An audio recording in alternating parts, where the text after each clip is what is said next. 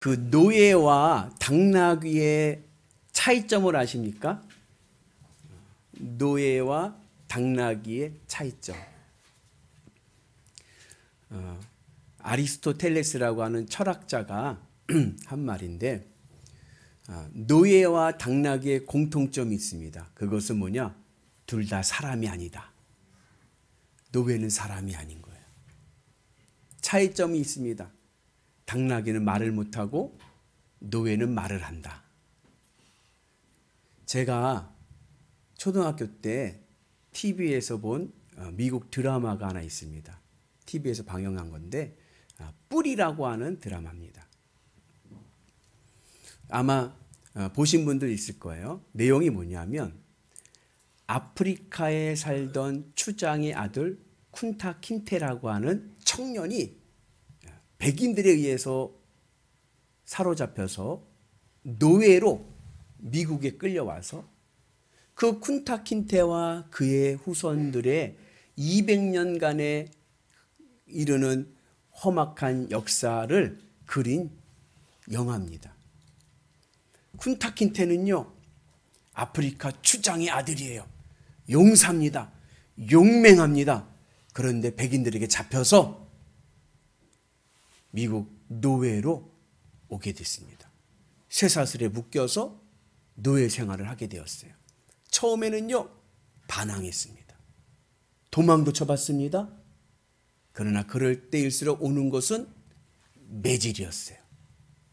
심한 매질을 받으면서 이 쿤타 킨테가 노예로 길들여집니다. 백인의 손에 의해서 길이들여지는 거예요. 나중에는요, 쇠사슬을 풀어도 도망가지 않습니다. 그리고 백인의 말에 복종하는 노예가 되었습니다. 처음 죄를 짓게 되면요, 양심의 가책이 옵니다. 마음이 너무나도 괴로워서 잠을 이룰 수 없고 미안한 마음이 듭니다. 죄책감이 밀려옵니다. 그러다가 시간이 지나면 이 죄에 길이 들여집니다. 죄에 길들여지면 이제는 고민하지 않고 죄를 짓습니다. 미안한 마음도 없습니다. 죄의 노예가 되는 상태가 됩니다. 어느 절도 7범의 이야기예요. 7번째 감옥에 갔다 오고 나섰습니다. 출소하고 나서 이분이 마음에 결심을 했어요. 나는 다시는 절도하지 않겠다. 그런데 웬걸요? 얼마 되지 않아서 또 잡혀왔어요. 경찰이 조회를 하면서 조사를 하면서 묻습니다. 왜 이렇게 자꾸 절도를 하냐? 그랬더니 이 절도범이 하는 말이, 형사님, 제가요 출소할 때마다 다시는 내가 절도하지 않겠다, 굳건한 마음을 갖습니다. 그런데요, 지하철만 타면 그 지하철 안에 있는 사람들의 주머니에 뭐가 있는지 다 보여요. 그래서 나도 모르게 손이 들어갑니다. 그렇게 이야기를 하더라는 거예요. 여러분, 죄는 내가 통제할 수 있는 게 아닙니다. 인생을 살면서 여러분, 결심하고 또 결심하고 또 결심했건만 작심삼일. 무엇이 달라졌습니까? 여전히 나는 죄인입니다. 이런 말이 있어요. 도박에 중독에 빠진 사람이 있습니다. 재산을 다 도박에 탕진했습니다. 그래서 결심을 했어요. 내가 이제는 다시는 도박을 하지 않으리. 그리고요, 오른손목을 잘라버렸습니다. 대단한 결심이죠. 웬걸요, 얼마 지나서 왼손으로 하는 거예요. 왼손도 잘랐습니다. 그랬더니요, 이제는 발가락으로 하더래요. 여러분, 죄의 문제는요, 내 힘으로 되지 않습니다. 내 의지로 되지 않습니다. 죄의 문제를 이길 수 있는, 극복할 수 있는 길은 딱 하나가 있습니다. 그 한 가지 방법이 뭐냐면 성령께서 내 안에 오셔서 내 마음을 붙잡아 주셔야 돼요. 그래야 우리는 더 이상 죄의 노예가 되지 않고 죄에서 자유함을 얻는 은혜가 있을 줄로 믿습니다. 우리 같이 말씀을 봅니다. 이는 그리스도 예수 안에 있는 생명의 성령의 법이 죄와 사망의 법에서 너를 해방하였음이라. 바울의 서신들, 바울이 쓴 편지들의 내용을 보면요, 성령에 대해서 사도 바울은 이렇게 말씀합니다. 성령은 하나님의 새 생명을 우리에게 주신다. 성령은 우리에게 하나님의 지혜를 깨닫게 하신다. 성령은 우리에게 하나님의 은사를 주셔서 하나님의 능력을 발휘하게 하신다. 성령은 하나님과 내가 하나 되게 하신다. 성령은 우리의 삶을 성결하게 해서 성령의 열매를 맺게 하시는 하나님의 영이시다라고 말씀하고 있습니다. 그 성령이 내 안에 오셔야 우리가 죄를 이길 수 있습니다. 그리고 이 성령을 오늘 로마서에서는 생명의 성령의 법이라고 말씀하고 있습니다. 생명의 성령의 법이 내 안에 임할 때에 우리는 죄에서 자유함을 얻고 그리고 복된 길로 가게 될 줄로 믿습니다. 사도 바울은요, 인간을 두 종류로 분류합니다. 육을 따르는 사람과 영을 따르는 사람, 육에 속한 사람, 영에 속한 사람, 이렇게 둘로 구분해요. 육에 속한 사람은 어떠한 사람이냐? 그 마음의 관심이 이 땅에 있어요. 그래서 이 땅의 것으로 기쁘고 만족하려고 합니다. 이단들이 아시죠? 이단들의 이야기는 끝이 달에서 이단인 거예요. 근데 이단들이 왜 이단이냐면 그들은 마음을 이 땅에 두게끔 만드는 거예요. 이 땅의 것으로 기쁘고 만족하려고 하고, 그리고 그것이 결국은 나 중심적인 신앙으로 만들어버리는 거예요. 자기밖에 모릅니다. 자기의 욕심, 탐욕을 채우기 위해서 살아갑니다. 육에 속한 사람들이. 영에 속한 사람들은 마음을 하늘에 두고 하나님으로 기뻐하고 하나님으로 만족하며 살아갑니다. 그리고 그의 마음속에 있는 소망이란 것은 뭐냐? 주님의 뜻을 이루게 하여 주옵소서. 내 인생이 하나님의 기쁨 되게 하여 주옵소서. 내 삶 속에서 성령의 열매가 맺혀지게 하여 주옵소서. 이것이 영에 속한 사람들의 꿈과 비전입니다. 오늘 우리가 육에 속한 사람에서 변하여 영에 속한 사람 되시길 축복합니다. 성령의 은혜가 우리 안에 임하셔서 우리가 모두 하나님의 백성 되는 역사가 있으셔서 하나님이 주시는 복으로 행복한 삶을 살아가는 은혜가 있기를 축복합니다.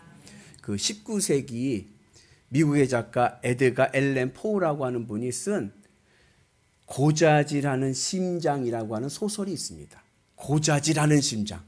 내용은 이런 거예요. 하숙집을 운영하던 주인이 있었습니다. 그런데 이 하숙집에 사는 한 노인이 있는데 그렇게 거슬리는 거예요.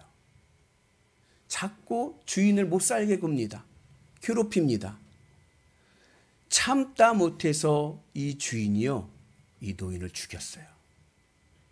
그리고 자기 거실 마룻장을 뜯어서 그 안에다가 매장해버리고 덮어버렸습니다.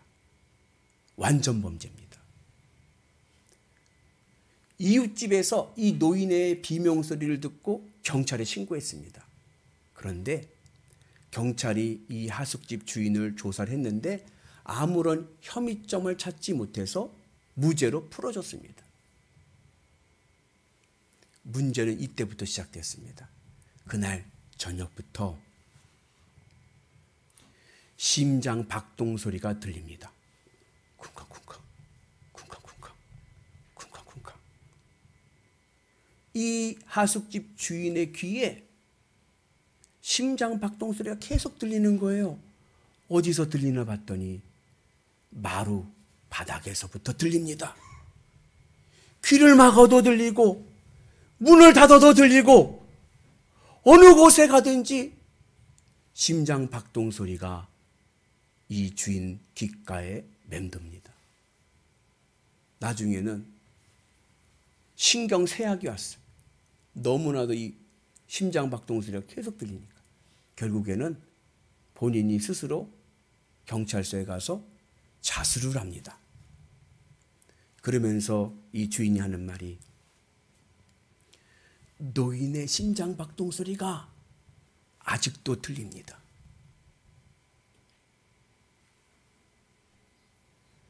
나중에 교도소에 갔습니다. 교도소에 가서 이 주인이 깨달았어요. 아, 내가 들었던 심장 박동 소리는 노인의 심장 소리가 아니라 내 심장 소리였구나. 인간에게는요, 누구에게나 피할 수 없는 죄책감이라는 것이 있습니다. 죄를 지으면 마음이 무겁고 괴로워요. 이것은 죄의 결과의 형벌입니다. 그리고 인간이 이 죄책감을 느끼고 있다는 이것은 내 안에 죄성이 있기 때문에 그런 거예요. 예수 믿는 그리스도인에게도요, 죄성이 있습니다. 예수님을 믿기는 하지만 육신의 몸을 입고 있는 삶 속에서는 우리에게도요, 죄성이 있고 죄책감이 있습니다. 그럴 때 우리는 이 죄성을, 이 죄책감을 이제 거룩한 죄성으로 변화시키는 은혜가 있기를 축복합니다. 하나님이 왜 인간에게 죄성을 주셨느냐 하면 나의 나약함을 깨달으라는 거예요. 결심하고 결심하고 결심해도 여전히 죄를 반복하는 나약한 인간. 그러기에 나는 하나님만을 의지할 수밖에 없는 나약한 존재임을 깨닫고 겸손히 하나님 앞에 나오게 하도록 하나님을 의지하며 살아가는 존재이기에 인간에게는 죄성이 있습니다. 근데 이 죄성이 이제는 세속적인 죄성이 아니라 거룩한 죄성 되기는 은혜가 있기를 축복합니다. 세속적인 죄성은 뭐냐? 내 이익을 위해서 죄를 짓는 거예요. 내 욕심을 위해서 죄를 짓는 겁니다. 내가 하고 싶은 일을 하기 위해서 죄를 짓습니다. 그러나 이제 그 죄성이 변하여 거룩한 죄성이 되어서 하나님의 사람으로서 하나님의 일을 하지 못한 것이 안타까워오는 죄성이 되는 은혜가 있기를 축복합니다.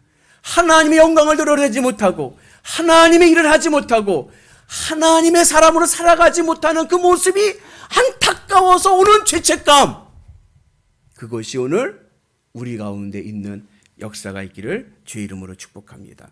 그래서 이제는 세속적인 죄성이 거룩한 죄성으로 승화되는 은혜가 있기를 축복합니다. 적어도 여러분, 우리가요, 신약 성경에 나오는 서기관과 바리새인들보다는 나아야 되지 않을까요? 그죠? 우리가 성경을 보면서 서기관, 바리새인, 예수님을 괴롭히던 그들을 많이 비판하지 않습니까? 근데 그들보다는 좀 우리가 좀 나았으면 좋겠어요. 근데 여러분, 그 서기관과 바리새인들에게도요, 거룩한 죄성이 있었어요. 그들도요, 하나님을 믿는 하나님의 사람들이었기 때문에 그들에게도 하나님을 두려워하는 마음이 있었어요. 요한복음 8장을 보면 이러한 이야기가 나옵니다. 가늠하다 현장에 잡힌 여인이에요. 초막절 명절 절기가 끝나는 그 다음 날 서기관과 바리새인들이 가늠하다 현장에 잡힌 여인을 붙잡고 예수님 앞에 데리고 옵니다. 그리고 예수님 앞에 공격합니다. 모세율법에는 가늠하다 현장에 잡힌 여인은 돌로 쳐 죽이라 했는데 예수님, 당신은 뭐라 하시겠습니까? 공격합니다. 그때 하신 예수님의 유명한 말씀이 뭐죠? 죄 없는 자가 먼저 돌로 쳐라. 그 말을 듣고 그 서기관과 바리새인들이 양심의 가책을 느껴서 돌을 놓고 다 돌아갑니다. 같이 있습니다. 시작.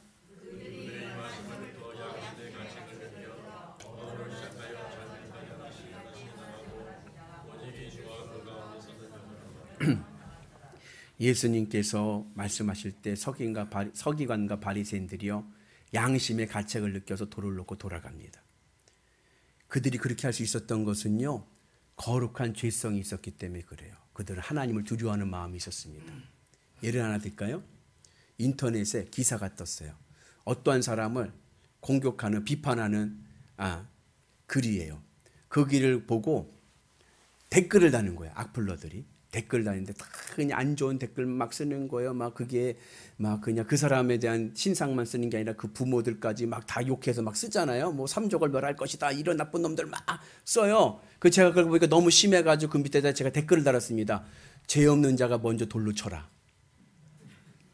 그러면 그 다음에 그 악플러들이 제 댓글을 보고 어떻게 할까요?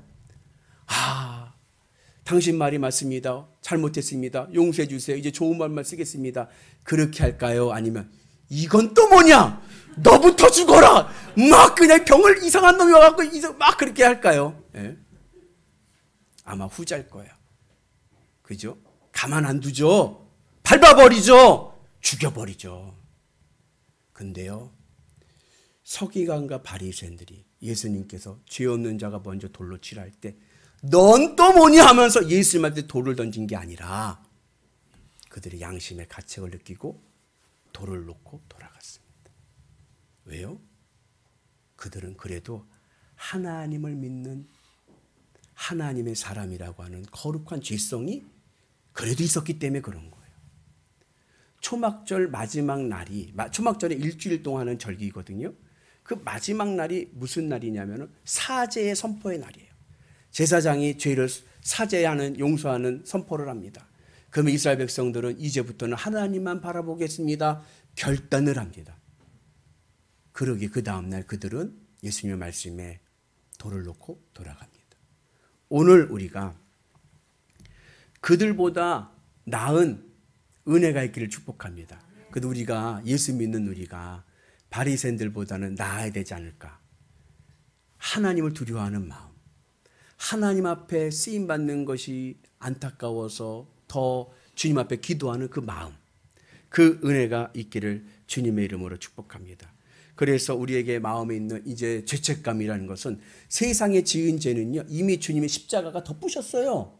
이제 우리에게 있는 죄책감과 죄성은 하나님의 뜻을 이루지 못해서 오는 죄책감, 하나님의 뜻을 이루기에 안타까워하는 죄성, 이 거룩함이 있는 은혜가 있기를 축복합니다. 그 사도 바울이 이런 근심을 이야기하죠. 같이 있습니다. 오라 나는 공고한 사람이로다. 이 사망의 몸에서 누가 나를 건져내랴.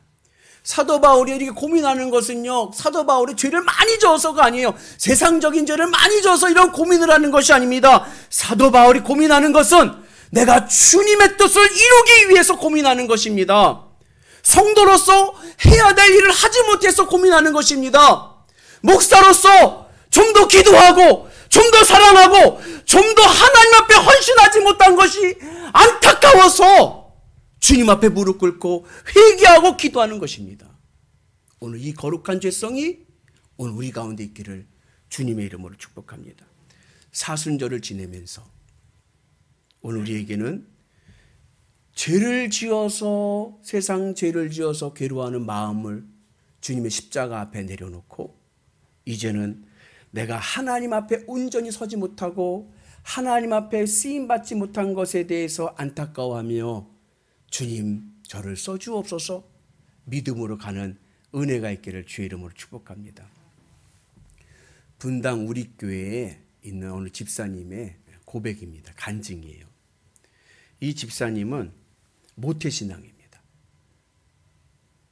신앙생활을 어려서부터 신앙교육을 잘 받아서 교회 청년부 활동하다가 그 청년부에서 남편을 만났어요.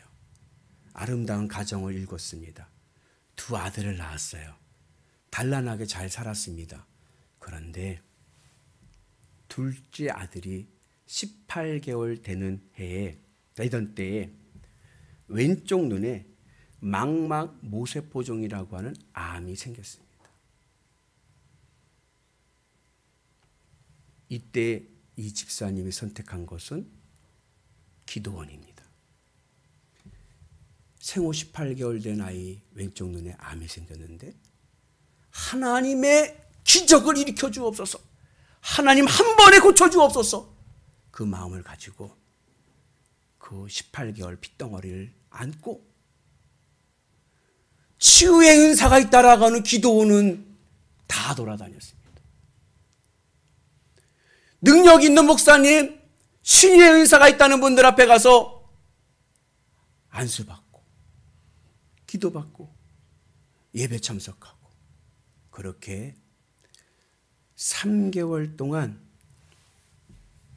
기도원을 다녔습니다. 그러나 그 아이에게는 하나님의 기적이 일어나지 않았어요.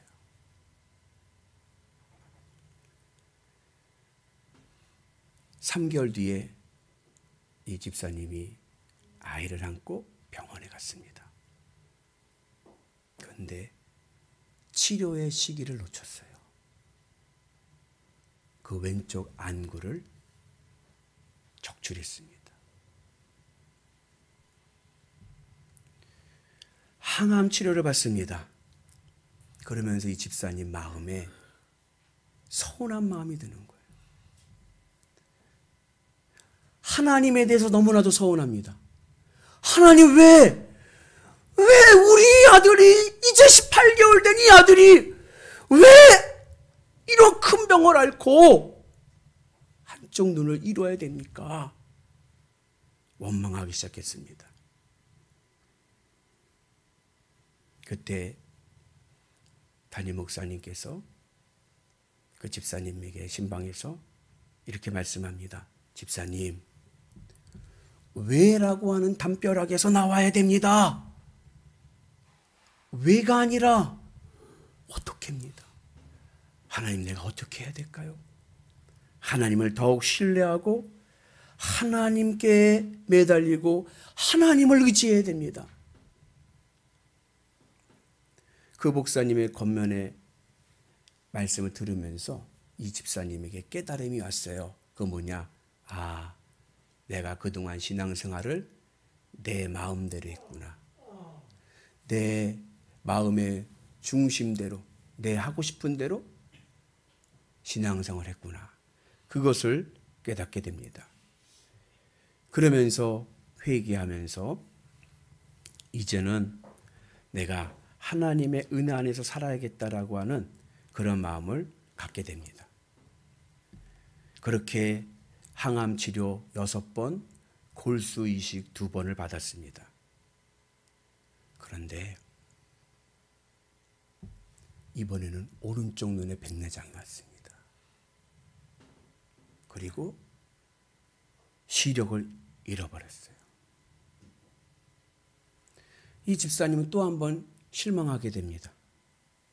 그렇게 부르짖고 그리고 그 많은 성도들이 함께 중보기도 하고 그리고 내가 나의 모든 것 다 내려놓고 내가 주님 중심적으로 살려고 노력하고 살아왔는데 하나님 너무 무심하신 거예요.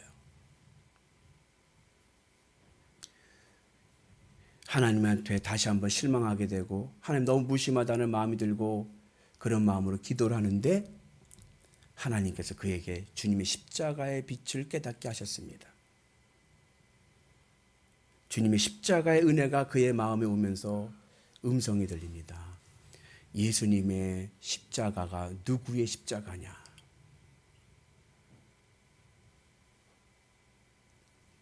하나님께서 죄 없으신 예수님을 십자가에 못 박아 죽이셨는데 그 십자가가 누구를 위한 십자가냐? 그때 이 집사님이 깨닫습니다. 주님의 십자가, 우리 아들을 위한 십자가이고 저를 위한 십자가입니다. 주님의 십자가의 은혜를 경험하면서 우리 윤서를 구원하시기 위해서 예수님이 십자가에 못 박혀 죽으셨는데 우리 윤서를 구원받은 하나님의 아들인데 그런 마음이 이 집사님에게 위로가 되었고 그리고 주님의 십자가의 사랑으로 신앙이 회복되고 삶이 회복되기 시작했습니다. 보지 못하는 아들을 통해서 보이지 않는 영의 세계를 깨닫게 되었습니다. 아이를 키우면서 눈물도 많이 흘렸습니다. 아이가 눈을 못 보잖아요. 다 까맣잖아요. 다른 애들은 막 까불다가도 야 밤이다 불 끄고 자자 그러면 자는데 얘는 온통 밤이니 그냥 밤새도록 밤늦도록 그냥 뛰고 까불고 막 소리 지르고 막 그러면 너무나도 마음이 아픈 거예요. 그럴 때마다 마음이 힘들고 어려울 때마다 주님의 십자가를 묵상합니다. 주님의 십자가, 우리 아들을 구원하신 예수님의 십자가. 그렇게 14년이 지난 2021년도에 세 번째 암이 왔습니다. 그러나 이제는 더 이상 낙심하거나 절망하지 않습니다. 왜요? 나에게는 주님의 십자가의 은혜가 있기 때문에. 그러면서 기도합니다. 하나님, 우리 아이가요, 우리 윤서가요, 피아노 치는 걸 너무 좋아해요. 우리 아이의 피아노 소리가 하나님께 영광되게 하시고 하나님의 기쁨 되게 하시고 우리 아이가 살아있는 동안에 하나님께 귀하게 쓰임받을 수 있는 하나님의 자녀 되게 해주세요. 그렇게 기도를 합니다. 주님의 십자가의 은혜를 통해서 하나님의 구원의 은혜에 감격하고 감사했더니요, 모든 것이 은혜요 생명이 되었습니다. 이제는 절망하지 않습니다. 이제는 낙심하지 않습니다. 왜요? 우리 아들에게는 주님의 십자가의 은혜가 있기 때문에, 구원의 은혜가 있기 때문에. 내 가지고 있는 소망이라는 것은 이 아이가 하나님 기쁘시는 삶을 살아가는 것이 내 삶의 소망이 되었습니다. 오늘 밴드에 보시면 제가 밴드에 그 아이 이름이 도윤서예요. 이 도윤서 군이 작곡하고 연주한 연주곡을 밴드에 올려놨습니다. 한번 들어보셔요. 노래가 아니에요. 그냥 피아노 연주니까. 제목은 땡큐입니다. 감사합니다. 사랑하는 우리 성도 여러분, 혹시 아직도 여러분들 마음속 깊은 지하실에서 죄책감으로 들리는 심장 박동 소리가 있습니까? 이제 그 세상 죄로 오는 심장 박동 소리가 변하여 예수님의 십자가의 심장 소리가 되기를 축복합니다. 세상에 지었던 모든 죄요, 주님이 다 덮으셨어요. 주님의 십자가의 은혜가 내 모든 죄를 덮으셨습니다. 이제 나에게 있는 것은 예수님의 십자가의 소리입니다. 예수님의 심장 소리입니다. 내가 더 이상 가져야 될 안타까운 마음, 무거운 죄책감은 하나님의 일을 하지 못하고 하나님께 헌신을 못한 것이 안타까워하는 그러한 마음이 되는 은혜가 있기를 축복합니다. 거룩한 죄성이 우리 가운데 있으셔서 하나님 앞에 귀하게 쓰임받는 거룩한 성도들 되시기를 주님의 이름으로 축복합니다. 그래서 내 삶의 기쁨은 주님의 뜻을 이루는 것이 내 삶의 기쁨이고, 하나님과 함께 가는 것이 나에게 감사가 되고, 어떠한 어려움이 와도 주님의 십자가 은혜 안에서 소망을 발견할 수 있는 은혜가 있기를 축복합니다. 비록 지금 내 인생은 광야입니다. 아무것도 없습니다. 보잘것 없습니다. 그러나 내 안에 성령이 오시면 광야 인생이 가나안 옥토 인생 될 줄로 믿습니다. 주님께서 세상을 이기게 하시고 승리하게 하실 줄로 믿습니다. 세상 죄로 괴로워하지 마시고 주님의 십자가의 은혜로 감사하고 앞으로 우리의 삶이 주님의 은혜로 나아가는 거룩한 성도 되는 역사가 있게 하여 주옵소서. 그게 우리의 기도의 제목이 되기를 주의 이름으로 축복합니다. 육의 생각은 사망입니다. 영의 생각은 생명과 평안입니다. 여러분, 주님 앞에 서서 주님과 함께 성령의 은혜로 남은 인생길 주님의 기쁨이 되고 주님의 뜻을 이루는 그 소원을 이루며 나가는 위대한 성도 되시기를 주님의 이름으로 축복합니다. 그가 하늘의 복으로 세상을 이기고 하늘의 복으로 이 땅을 행복하게 살 줄로 믿습니다. 그 은혜가 오늘 우리 가운데 임하기를 주님의 이름으로 축복합니다. 우리 한번 같이 저를 따라서 해볼까요? 주여, 주님의 뜻을 이루게 하옵소서. 한 시대 쓰임받게 하여 주옵소서. 할렐루야.